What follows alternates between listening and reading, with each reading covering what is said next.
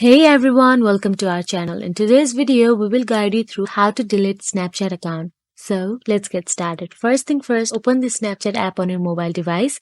Then simply tap on your profile icon located in the top left corner of the screen. Then from your profile page, tap on the gear icon or settings icon in the top right corner to access your settings. Then scroll down till you find delete my account section. After you find delete my account, tap on it.